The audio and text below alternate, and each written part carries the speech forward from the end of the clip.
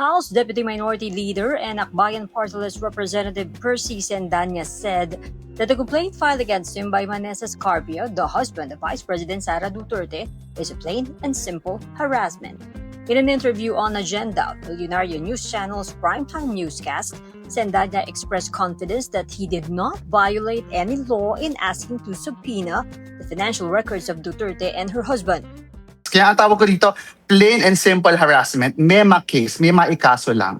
Sendanya told award-winning broadcast journalist Corina Sanchez Rojas that he has yet to officially receive a copy of the complaint that was filed by Carpio.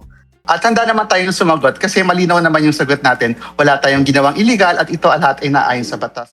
Carpio filed complaints before the Quezon City Prosecutor's Office against members of the House of Representatives, AMLAC and Bangko Sentral ng Pilipinas over alleged illegal disclosure of his bank records during the impeachment hearing.